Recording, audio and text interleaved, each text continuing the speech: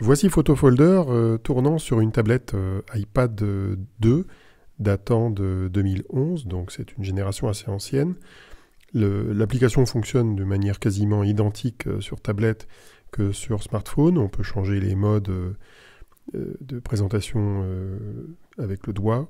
On peut changer la couleur de fond ici aussi. Donc en fait, quand j'ai modifié et fait évoluer l'interface utilisateur, j'ai pensé systématiquement à son usage sur tablette en plus du PC et du Mac. On a la possibilité de naviguer comme ça dans les photos. On peut cliquer sur une photo pour la voir, tout simplement. On fait un petit geste vers le haut pour l'afficher en grand. Un petit geste vers la droite pour afficher la suivante. Comme ça. On peut revenir en arrière. Les photos s'affichent correctement. Autre possibilité qui s'utilise avec la touche F quand on est sur un ordinateur et avec la touche qui est en haut ici quand on est sur tablette, c'est l'affichage plein écran des vignettes qui est pratique pour avoir une vue d'ensemble des différentes photos d'un album. On peut cliquer sur une photo et là on la voit en grand. Pareil, on peut se déplacer comme ça. Revenir en arrière. Les photos reviennent. On peut déclencher en cliquant, ou plutôt en touchant sur la partie noire sur le côté. On peut visualiser une sorte de déroulé automatique des photos de l'album.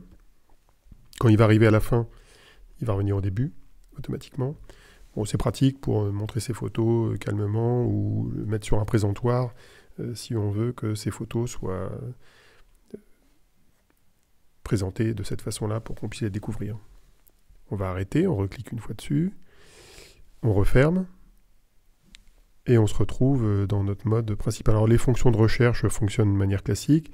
Toutes les fonctions sont là, sauf certaines fonctions d'administration, comme le glisser-déplacer pour le téléchargement des images, qui n'est pas possible sur tablette. Ça n'est possible que sur ordinateur. Autre caractéristique, si par exemple je prends le groupe 2013, on va voir apparaître ici les albums correspondants. Si je prends un album comme le Seatec avec ses 1300 photos, eh bien on va voir les 1300 photos assez rapidement disponibles et consultables sur sa tablette. On peut scroller dedans. Et si on referme cette photo pour revenir aux vignettes, on se retrouve à la fin de la présentation en colonne des photos. C'est quand même assez pratique. On ne perd pas le contexte de là où on est. Si à chaque fois qu'on clique sur une photo et qu'on se déplace comme ça de 4-5 photos, quand on revient sur le mode vignette, la photo sur laquelle on était est présente, en l'occurrence je crois que c'était celle-là, est toujours disponible à l'affichage. Donc voilà pour ce qui est de l'iPad.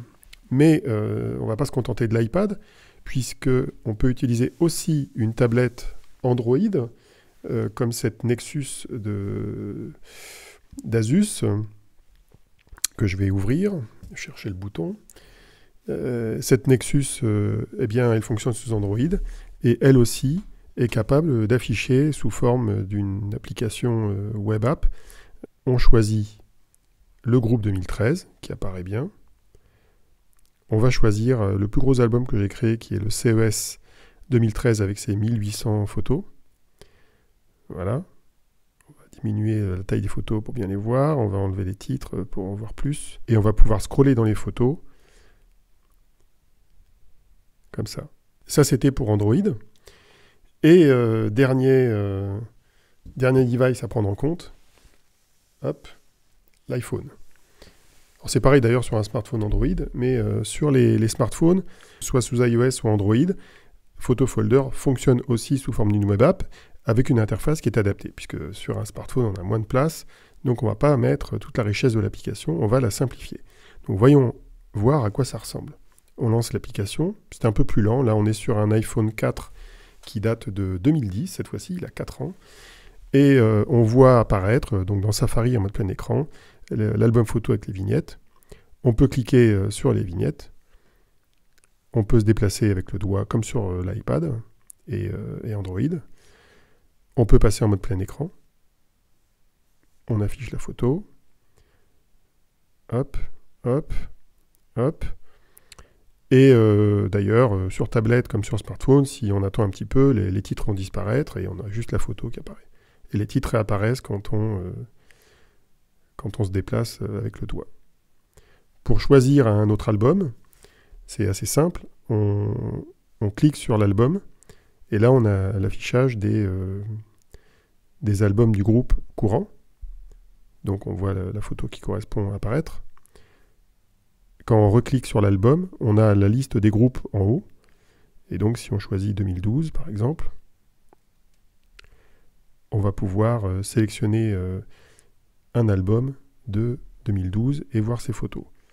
On peut même utiliser les fonctions de recherche si on souhaite. Bon, c'est moins utile sur smartphone, mais bon, si on clique sur Search, on va voir apparaître un petit menu particulier avec la possibilité de saisir un nom. Donc je vais utiliser celui que j'utilise tout le temps pour la démo, Xavier, sans le nom de famille d'ailleurs. Hop. Et on va voir le résultat. On a plusieurs albums qui contiennent le mot Xavier. Et donc si je choisis Élysée, par exemple French Tech 2014, je vois apparaître Xavier Niel en l'occurrence avec Hollande. Et voilà le résultat. Ou d'autres Xavier d'ailleurs. Alors, autre caractéristique de PhotoFolder, qui est valable aussi bien d'ailleurs sur tablette que sur smartphone, c'est que si on va reprendre l'iPad, on va reprendre mon book, par exemple, avec mes meilleures photos, on va prendre des photos de femmes en noir et blanc.